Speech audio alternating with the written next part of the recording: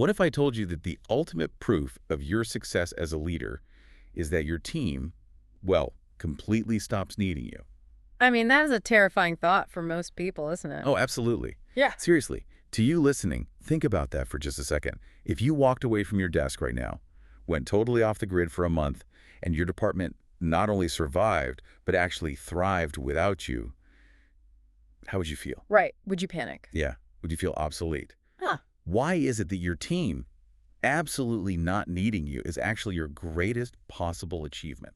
We are just entirely conditioned by modern work culture to, measure our worth and our indispensability. Like, if your phone isn't ringing constantly. If your inbox isn't overflowing with people practically begging for your input, Exactly. The immediate assumption you make is that you're failing. right?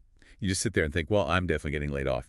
But today, we are going to challenge that exact anxiety. Yeah. For you, the learner, joining us on this deep dive, we are looking at this fascinating stack of sources centered around a really old, like 2,500-year-old concept from the ancient Chinese philosopher Laozi. Yeah, it's from the Tao Te Ching. He describes what he essentially calls the highest realm of leadership. And his exact description of the ultimate leader translates roughly to the people barely know of his existence. So today, we're basically going to tear that idea apart and figure out how to actually achieve that state of invisibility in a modern, hyper-competitive world. We're taking a really unique approach, too. We're bridging ancient texts like the Tao Te Ching and the Zhuangzi with these modern corporate coaching frameworks from human resources platforms like 104 Learning. And we are even pulling in some really cutting-edge environmental sustainability science, just to see how this ancient philosophy physically alters the modern world. It's this really profound convergence of ancient wisdom and modern data. And the goal of unpacking all these sources today is to help you map out a real transformation. Right. We want to look at how a leader shifts from being this stressed-out controller, the manager who just holds their breath and grips the steering wheel until their knuckles turn white. Yeah, we want to help you shift from that into a high-impact enabler. We're going to break it down into 3 specific actionable steps. But before we get into the practical application of those steps, we really have to understand the context of where this idea even came from. Because, invisible leadership sounds like a luxury for some cushy tech startup, not a real survival strategy. No, not at all. And Laozi was definitely not operating in a cushy environment, was he? Oh, definitely not. To really grasp the weight of this philosophy, you kind of have to imagine a really stark visual contrast. Okay, paint the picture for us. Picture a serene, completely minimalist Zen garden, right? Where every single element is perfectly balanced and unforced.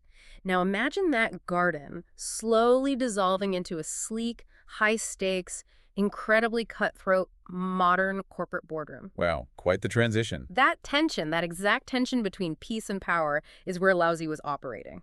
He lived and wrote during an era of autocratic monarchy in ancient China. Right, the Warring States period, right, constant warfare. Exactly. It was a time defined by constant, brutal warfare, political instability, absolute rulers.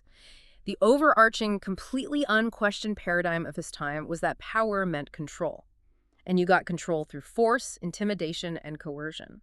So in an era where literally everyone around him is screaming, to be a leader, you have to carry the biggest sword and micromanage your empire through pure fear, he steps up and proposes this radically different approach. Right. He essentially suggests that the most potent, the most unshakable form of influence is invisible. Which is just wild when you think about it. It is. He looked at these warlords who were just exhausting themselves and their people, and he realized that coercion, well, it has a very short shelf life. Yeah, people get tired. Exactly.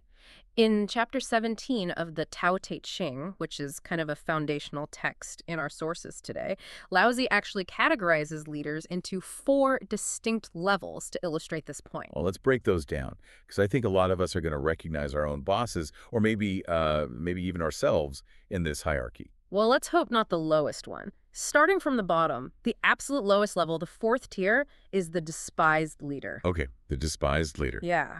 This is someone who leads by pure tyranny, cruelty, and just oppression. They extract what they want without any regard whatsoever for the well-being of the people. And the result? The result is the people actively hate them, they sabotage them, and eventually they overthrow them. Okay, yeah. That's your classic toxic dictator. Yeah. In a modern office, that's the boss who screams at people in the open plan office, right? Hmm. The one who steals credit maliciously, views employees entirely as disposable cogs in a machine. Exactly. Nobody wants to be that leader. Yeah, And I'm guessing no one listening is that leader. right. Hopefully not. But if we move up one step to the third tier, we find a much, much more common reality, and that is the feared leader. Ah, management by intimidation. You got it. The leader might not be an outright tyrant, but they rule through strict punishment, like rigid surveillance, and there's this constant, lingering threat of retribution. So the team complies. I mean, they hit their metrics, Yeah. but they do it entirely out of self-preservation. Yes, which creates a culture of extreme anxiety. People will do exactly what they are told, but literally nothing more. Right, because there's zero innovation. Sticking your neck out with a new idea means risking punishment if it fails. It's high stress, high turnover, and absolute zero psychological safety. Precisely. The system functions, sure, but it is incredibly brittle. It can snap at any moment. Okay, so that's tier 3. What's next? Now, the second tier is where this framework gets profoundly challenging. Because tier 2 is actually what almost every single modern leadership seminar, business book, and corporate rewards system out there aims for. Tier 2 is the loved and praised leader. Wait. How is being loved and praised only tier 2? I mean, that sounds like the absolute pinnacle of career success to me. Right. It totally feels like the pinnacle because this leader leads by charisma. They are visibly involved in the trenches with everyone else. Like a hero. Exactly like the hero. When a project goes completely off the rails at midnight, they swoop in, roll up their sleeves, and save the day. They are the beloved hero. And the team loves that. They do. The team constantly praises their interventions, and the leader gets this massive dopamine hit from being the indispensable savior. Okay, I'm going to play devil's advocate here for a second. Yeah. Because if I'm a CEO, I think I want an office full of beloved heroes who save the day. Why is Lousy saying that the beloved hero boss is fundamentally falling short? It's a great question. It's because a hero is ultimately a bottleneck. A bottleneck. Yes. Think about it. If your team completely relies on your charisma and your personal intervention to succeed, what happens when you go on vacation? Everything stops. Right. What happens when the scale of the company doubles and you physically cannot be in every single meeting? The system collapses. A loved leader creates deeply loyal followers, absolutely, but they still just create followers. They don't create independent, capable systems. Exactly. Which brings us to tier 1. The ultimate ideal. Yes. Tier 1 is the invisible leader. Lousy writes that the highest type of ruler is one whose existence the people are barely even aware of. Okay, I have to push back hard on this on behalf of everyone listening right now. Let's look at the reality of modern hustle culture for a second. Sure. If I am invisible, if my existence is barely known, my board of directors or my investors or my immediate supervisor is going to look at my department, see that everything is running perfectly fine without me, and immediately conclude that my six-figure salary is completely redundant. That is the fear, yeah. Right, because we are taught that if you aren't visibly doing things, if you aren't sending emails at 2 a.m., loudly solving complex problems in cross-departmental meetings, generating massive slide decks to prove your involvement, you get fired. Yeah. How does being invisible translate to being valuable? Yeah, it is a totally valid fear. And honestly, it is rooted in a widespread misunderstanding of a core Taoist concept that is mentioned all throughout our sources today, the concept of Wu-Wei. Wu-Wei. Let's unpack that. When Western business literature tries to tackle Taoism, Wu-Wei is often lazily translated as just doing nothing or being passive. Right. It sounds like you're just sitting in your office meditating while the building literally burns down. Exactly, which is nonsense. The sources provide a much more accurate translation. Wow. Wu-Wei actually means action through non-action, or more specifically, non-coercive action. Action through non-action. I mean, that still sounds like a riddle you'd find in a fortune cookie. What does that actually look like on a random Tuesday afternoon when quarterly reports are due? Okay, let's ground it. It means designing systemic transformation that arises from resonance rather than control. Okay, clarify that for me. Sure. A coercive action, right, is you standing over a subordinate's shoulder, pointing at their screen, and telling them exactly what data to put into the report. Classic micromanagement. Right. Non-coercive action, Wu-Wei, is spending months meticulously designing an environment, a training protocol, and a culture of data transparency, so that when that Tuesday afternoon rolls around, the subordinate naturally and effortlessly generates a flawless report without you ever having to ask. Oh, wow. So you didn't do the report. Exactly. You did the foundational work that made the report inevitable. Ah, so the work shifts entirely from managing tasks to managing the environment. Yes. The sources highlight this really beautiful analogy from chapter 66 of the Tao Te Ching. It's the analogy of water. Laozi asks, how does the sea become the king of all streams? And his answer is, because it lies lower than they. It's a brilliant spatial metaphor for power, isn't it? By placing yourself below your team, by humbling yourself, abandoning your ego, and just refusing to compete with them for the spotlight or the credit, you naturally draw their energy towards you. Just like gravity pulls all water down to the sea. Exactly. A leader who lies lower attracts the full potential of their people, their raw talents, their innovative ideas. But if you stand above them, just bearing down with micromanagement, they feel your crushing weight. And if you constantly stand in front of them, leading the charge and demanding all eyes on you, they just feel blocked and overshadowed. Right. They can't grow in the shade. So being the invisible leader isn't about being absent at all.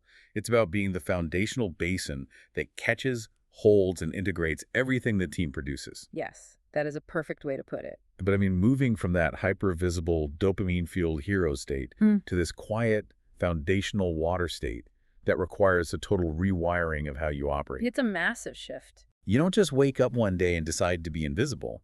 The sources actually lay out a clear progression for this transformation.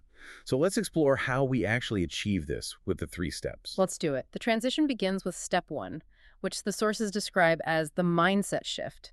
This is moving from doing to focusing. Doing to focusing. Yeah. In Taoist terminology, this is about harmonizing your inner system before you even attempt to touch the external system of your team. I think this is where most managers fundamentally break down, honestly. Let's look at the hero manager trap that's outlined in our materials. Think about the mechanics of how most people get promoted in the corporate world. It's usually based on individual performance. Right. You don't usually get hired straight into management. You start as an individual contributor. Maybe you're the absolute best software engineer on the floor. Or you're the top billing salesperson who can close literally any deal.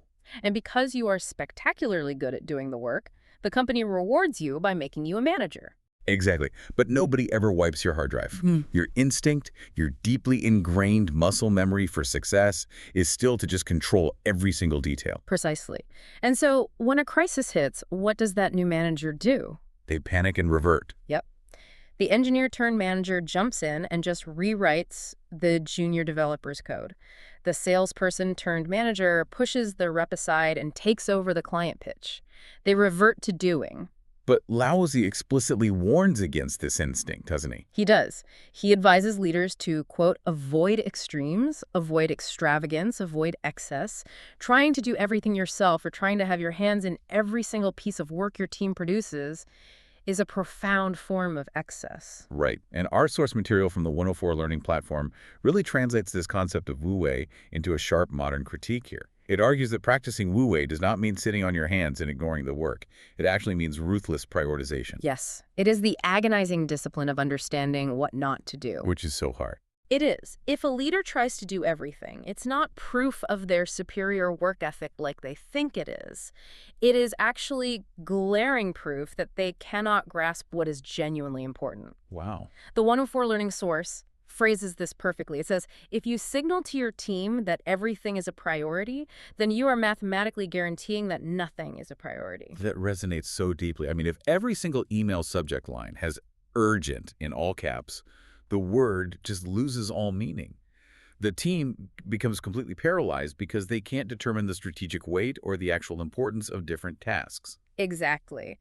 So Wu-Wei, in this modern context, is the intense, quiet focus required to only intervene where it matters on a systemic level, leaving the tactical execution entirely to the team. But letting go of that tactical control requires you to really confront your own psychology, which is why the source text discussing Taoist consciousness is so critical here. Oh, absolutely. It basically explains that before you can harmonize an external system like your department or your company, you must first harmonize your own small universal system, your body, mind, and soul. Yeah. But I have to ask, what does harmonizing your soul have to do with not rewriting someone's quarterly report?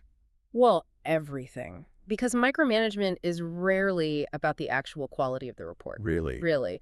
It's about the manager's anxiety, it is about their fragile ego, their fear of failure, and their deep-seated need to prove their ongoing worth to their superiors. Oh, wow.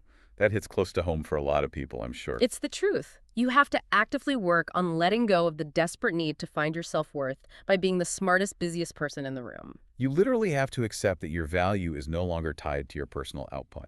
That is a massive identity crisis for a high achiever. It really is. There's this brilliant analogy from the Tao Te Ching, mentioned in the sources, that illustrates the destructive nature of that exact anxiety. It says, ruling a large state is like cooking a small fish.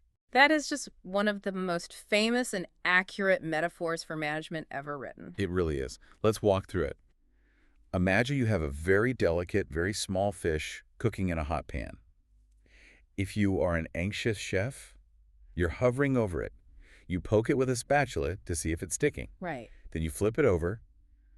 2 minutes later, you doubt yourself, so you flip it again. You prod the center to see if it's done. What happens to the fish? It completely disintegrates. It just turns into an unappetizing, mushy mess. The constant interference destroys the structural integrity of the fish. Well, what's fascinating is the psychological mechanism behind this when you apply it to humans in an office. If you constantly micromanage your team, like if you're checking their Slack status every hour, dictating their exact workflow, overriding their minor decisions, just because you think your way is maybe 5% better, you aren't just annoying them. No, it's worse than that. You are actively destroying their psychological structural integrity. You are inducing learned helplessness. Learned helplessness. Explain that. Well, if an employee knows that no matter how hard they work on a presentation, the boss is going to step in at the 11th hour and change all the fonts, rewrite the copy, and alter the data points. Which happens all the time. Right. The employee's brain learns a very rational lesson. It learns, my effort does not matter. So they just stop trying. They start bringing the manager half-baked ideas because they know the manager is going to, cook it anyway. Bro. The leader's anxiety creates a self-fulfilling prophecy where the team actually does become incompetent. They literally turn them into mush. So the actionable takeaway here before you ever try to change your team is what the philosophers Wangzi calls fasting the mind. Yes, Shinzai. Right. And it's obviously not about fasting from food. You literally have to empty yourself. You must intentionally purge your preconceived notions, your compulsion to control, and that terrified ego that whispers, if things aren't done exactly my way, it's a disaster. You fast your mind so that the noise of your own anxiety quiets down.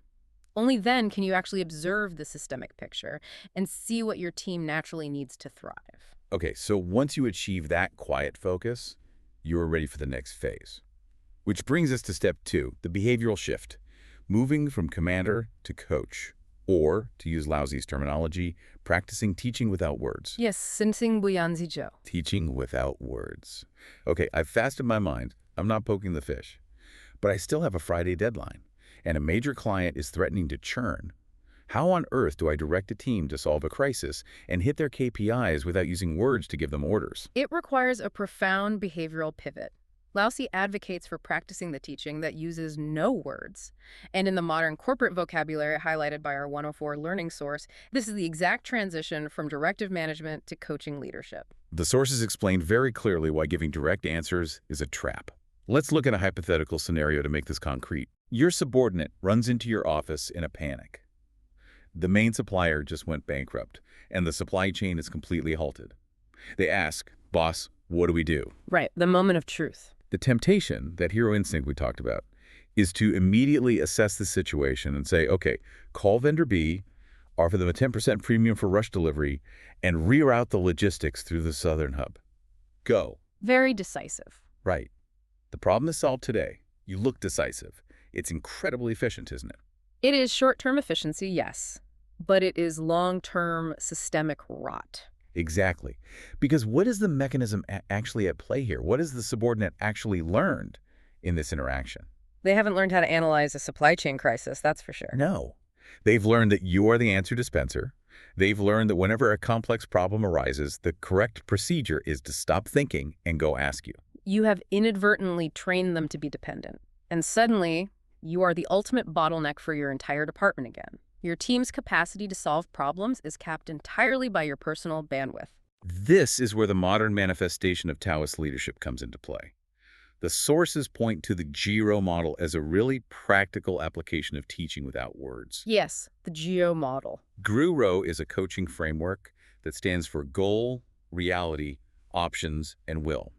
Instead of commanding or dispensing answers, the invisible leader utilizes powerful, open-ended questions. So let's replay that scenario with the GEO model. Okay. The subordinate runs in panicking about the bankrupt supplier. How does the invisible leader respond using GRO? Instead of giving the answer, the leader stays calm, they lie lower, as we said, and they ask, okay, let's establish our goal here. What is the absolute critical outcome we need to achieve by Friday? Okay, so the subordinate might say, we need 10,000 units on the shelves. Right. Then the leader asks about the reality. What exactly is our current reality with our backup suppliers? Then options. Based on that reality, what are 3 options you see for getting those 10,000 units? Exactly. And finally, will. Which of those options do you have the will and capacity to execute right now? Wow. By forcing the team to articulate the path themselves, you are practicing teaching without words. You aren't giving them the content of the solution. You are merely providing the container, the framework for their own realization. You are guiding them to an answer that they were honestly already capable of finding. Precisely. But there is a massive caveat that the sources emphasize, and it is really crucial we don't overlook it. Oh, the psychological safety aspect. Yes, this coaching method absolutely will not work if the environment lacks psychological safety. If you try to use the GRO model in a toxic culture, it just backfires horribly. Oh, I've seen that happen firsthand. A tyrannical boss suddenly reads a coaching book over the weekend and starts asking, well, what are your options? But the employees know it's a trap. Right. They know the boss already has a correct answer in mind, and if they guess the wrong option, they'll be humiliated or punished. So they just freeze. Or they try to blindly guess what the boss wants to hear. It's just manipulation disguised as coaching. Exactly. And Laozi actually anticipated this psychological reality thousands of years ago with a concept he calls his 3 treasures. Yes, from chapter 67. He writes, I have 3 precious things which I prize and hold fast. The first is gentle compassion, or mercy. The second is economy, or frugality. The third is humility, not daring to be first in the world. Let's dig into that first treasure for a second. Mercy. Yeah, mercy sounds like a very soft, almost religious word. How does mercy translate into an actionable mechanism for psychological safety in a cutthroat corporate setting? Well, think about the mechanism of innovation itself. Innovation inherently requires risk. Risk inevitably involves making mistakes. Yeah. If a leader responds to an employee's mistake with anger or blame or some kind of punitive action, the environment instantly shifts into a mode of self-preservation. And in a self-preservation culture, creativity dies instantly. No one will ever suggest a new option again. Right. But if a leader is merciful, if they view a well-intentioned failure not as a crime to be punished, but as essentially a necessary tuition paid for learning, they create a safe space. The team fundamentally needs to know that they will not be destroyed for taking a calculated risk. Exactly. That consistent mercy is the bedrock of psychological safety. Without it, you cannot coach. You can only command. That brings up one of my absolute favorite elements from the sources, the story of Cookding from the Zhuangzi. Oh, it's such a visceral analogy for what this kind of enlightened coaching actually looks like in practice. It's a masterpiece of philosophical storytelling. So Cookding is a butcher who is tasked with cutting up oxen for Lord Wu-Wei. And he is so incredibly skilled, so perfectly attuned to his craft, that he has used the exact same knife for 19 years. He's cut up thousands of oxen, and the blade is still as sharp as if it just came off the whetstone. Which is physically impossible unless you know the secret. Right. And the Lord is amazed. Yeah. He asks Cookding, how is your skill so perfect? And Cookding explains his mechanism. He says that a mediocre butcher hacks and chops straight through the bone and muscle, which obviously dulls the blade immediately. Yeah, lots of friction. But Cookding doesn't hack. He uses his intuition to find the natural spaces, the minute gaps between the joints. He guides his incredibly thin blade solely through those natural empty spaces, and the ox practically falls apart on its own, offering no resistance. It is the ultimate illustration of Wu-Wei in action. So translate Cookding into a modern manager for us. What is the manager doing? Well, a poor manager, a hacker, tries to force an employee into a rigid, predefined box. They take an introverted, highly analytical data scientist and try to force them to become an extroverted, aggressive sales closer. They are hacking through bone. Exactly. It causes massive friction, burnout, and it dulls both the employee and the manager, but a great enabler leader observes closely. They find the natural gaps, the unique underlying talents, the intrinsic motivations, and the specific communication styles of their people. They guide the blade smoothly. If they see someone who struggles with public speaking but writes brilliant structural code, they don't force them onto a stage. They align the work with the natural grain of the person doing it. Yes. So instead of fighting friction and managing performance plans constantly, you are utilizing natural momentum. You aren't creating the energy. You are just removing the obstacles so the energy can flow where it naturally wants to go. I love that. Which brings us to the final and undoubtedly the most difficult transition in this entire deep dive. Step 3, the systemic shift, moving from credit taker to empowering the system. Or, as Laozi puts it, achieving success without claiming it. Yeah, gongxing buju. Okay, let's be fiercely honest here. Let's say I actually do the work. I fast my mind. I stop micromanaging. I create psychological safety with mercy. I coach my team beautifully with the Juro model, aligning their natural talents like cooking. Sounds like you're doing a great job. And we crush the quarterly goal. We break company records. Amazing. It is deep biological human nature to want the credit for that. We want the applause at the all-hands meeting. We want the massive bonus. We want the CEO to look at us and say, "You are a genius." But step 3 demands we master this concept of achieving success, but not dwelling on it, not claiming it for yourself.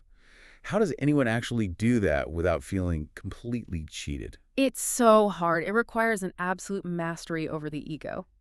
The true final outcome of the invisible leader is described at the end of chapter 17 of the Tao Te Ching. Laozi writes, "When his task is accomplished and his work done, the people all say, 'We did it ourselves.'" We did it ourselves. I mean, that has to sting just a little bit for the leader who spent months designing the system. You've built a machine that runs so flawlessly, the cogs literally think they designed themselves. It might sting the ego initially, sure, but is the ultimate validation of the system. And to prove that this isn't just ancient poetic idealism that only works in some mountain monastery, our sources provide a phenomenal, hard-hitting, modern corporate blueprint. Yes, Wu-Wei. And its founder, Ren Zhengfei. Exactly. This part of the source material was riveting because Huawei is not a soft philosophical company. Not at all. It is a massive, fiercely competitive global tech giant with hundreds of thousands of employees. How does a corporate leviathan like that apply Taoist invisible leadership? By fundamentally designing the company to survive its founder, Ren Zhengfei explicitly recognized that relying on a hero leader, even if that leader is him, is a massive structural vulnerability. Because if the company relies on his genius, the company dies when he retires. Exactly. So his strategy was to institutionalize management. He stated that the soul of the company must not be the CEO, but the customer. He spent years collaborating with Western consultants, particularly from IBM, to build a rigid, unshakable system of processes, corporate culture, and shared values. The sources mention a very specific implementation principle they used with the IBM consultants. It was rigidly implementing, then optimizing, then solidifying. They basically treated the management framework like software code. They wanted the system to become the ultimate leader, completely decoupled from any single personality. Yes. Ren's greatest achievement wasn't making himself an indispensable corporate deity. It was meticulously making himself operationally obsolete.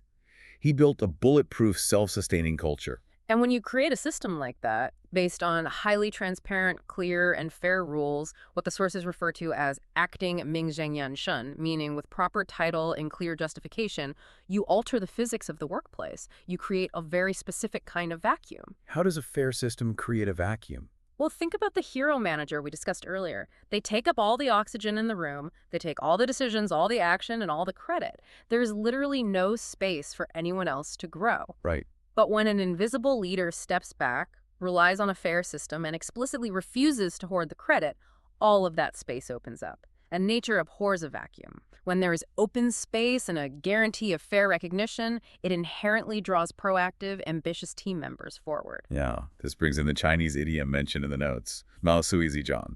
Mao Sui recommending himself. Yes. For context, the historical story of Mao Sui takes place during the Warring States period.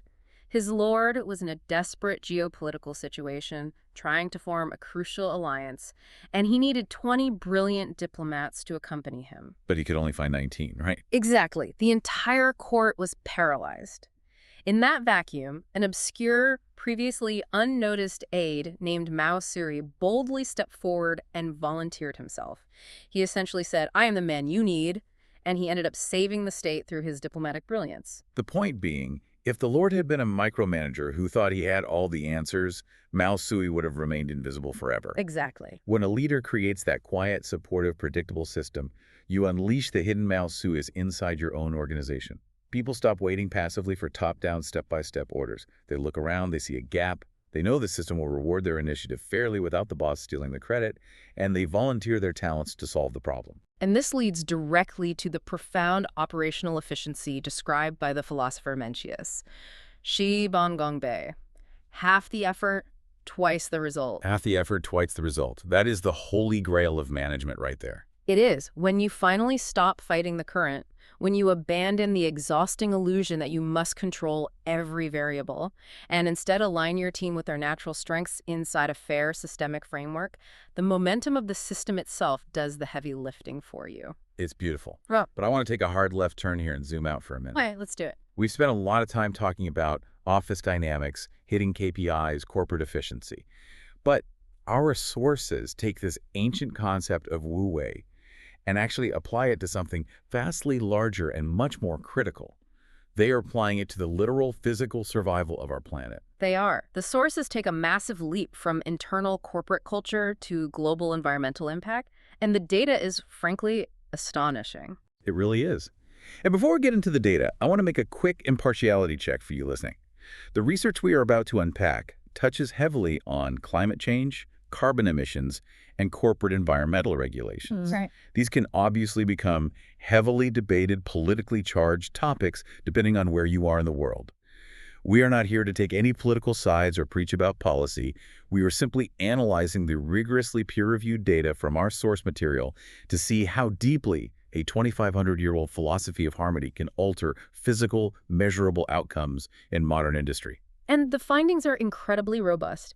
We are looking at comprehensive studies published in major journals like PLOS One and Empirical Economics.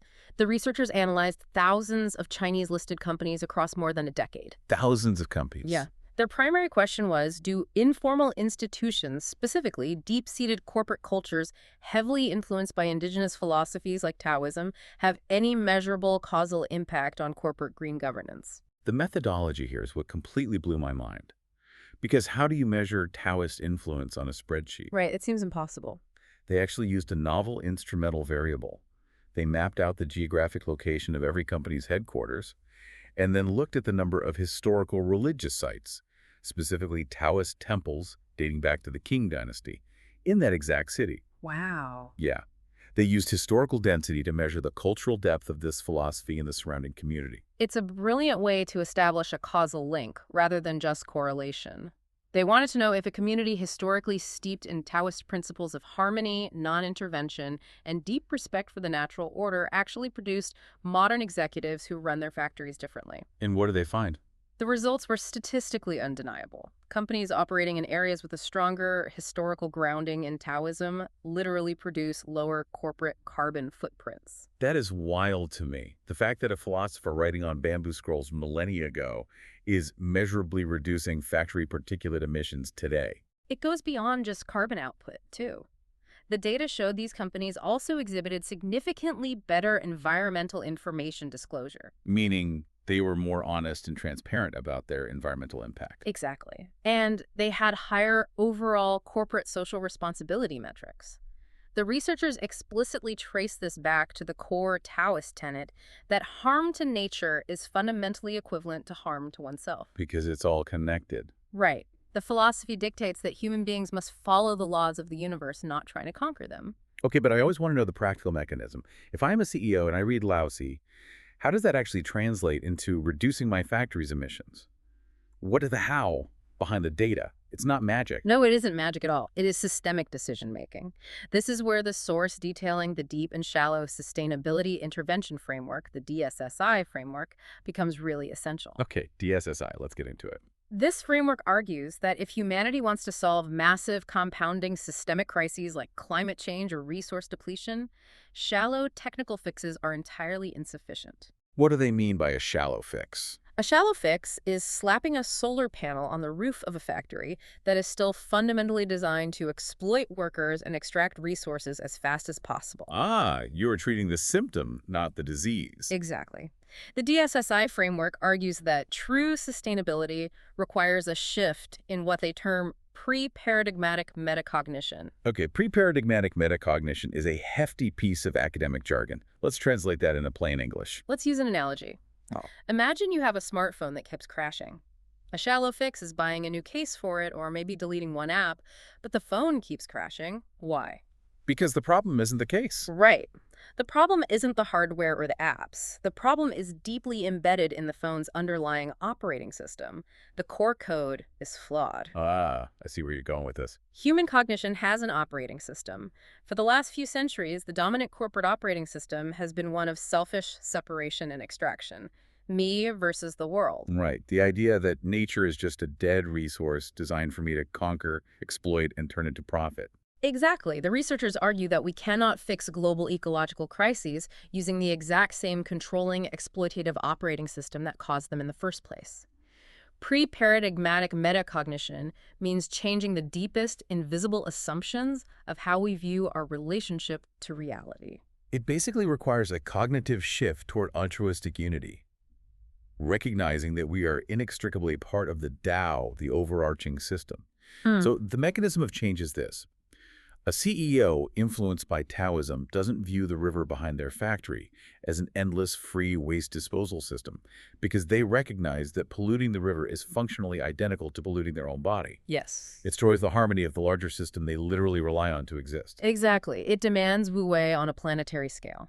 It is the profound recognition that true, lasting systemic health arises from resonance and alignment with natural laws, rather than trying to arrogantly engineer and control nature into submission. Just as you cannot furiously micromanage a stressed-out team into sudden greatness, you cannot micromanage a collapsing ecosystem into health.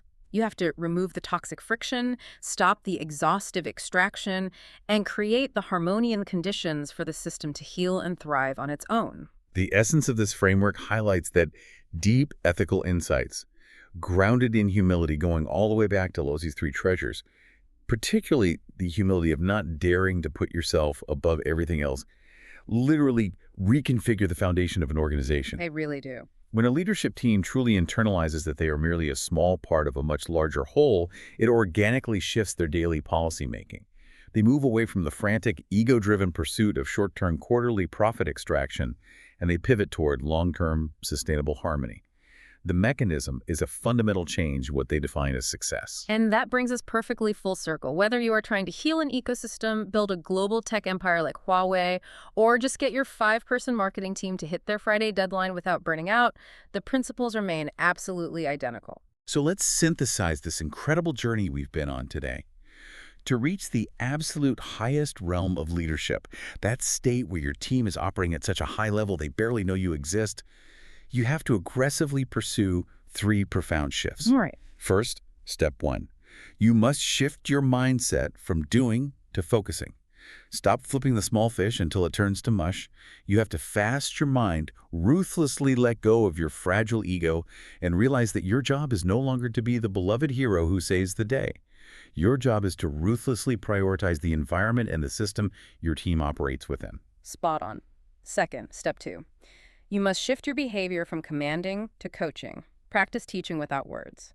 You must cultivate genuine psychological safety through the treasure of mercy, ensuring your team can take risks without fear of destruction. And then you use frameworks like the Jiro W model. Exactly. You use the Jiro model to ask powerful, guiding questions, patiently finding the natural spaces and talents within your team, just like Cookding guiding his blade through the empty spaces of the joint. And finally, step 3. You must shift the entire system from being a credit taker to empowering the system. You have to build an infrastructure and a culture so remarkably robust, clear, and fair that it naturally pulls people forward. It creates a vacuum. Yes, a vacuum that invites the hidden talent to step up, take initiative, and ultimately say, we did it ourselves. When you successfully execute these 3 shifts, the ultimate reward is a team that functions brilliantly, creatively, and completely autonomously. It allows you, the leader, to lift your head up out of the weeds. You can finally focus on the horizon, on long-term strategy, on the future, rather than constantly sprinting around putting out minor tactical fires. Your literal irrelevance to their daily moment-to-moment tasks is not a sign of failure. It is the greatest monument to your success. It is a beautiful, profound paradox, but as we close, it leaves us with one final, deeply uncomfortable question to ponder. Lay it on us. We have spent this entire deep dive mapping out how to create a space where your team can thrive completely without you. We have essentially taught you how to become invisible. But consider this. If you successfully strip away your endless daily task list, if you bravely let go of your dopamine-fueled title as the ultimate problem solver, and if your team no longer constantly relies on you for every answer— wait, let me rephrase that. Yeah. If your team no longer needs you to give them all the answers, who are you? Wow, that is heavy. It is the ultimate question of identity. When you finally step back into that quiet, invisible realm of leadership, free from the noise of micromanagement, what is the new, profound purpose you will discover for yourself in that open space? That is a thought that is going to linger for a very long time. I think we all have some inner work to do. Thank you so much for joining us on this deep dive into these incredible sources. We hope you can start practicing a little action through non-action in your own life, and maybe stop flipping the feet quite so much today. See you next time.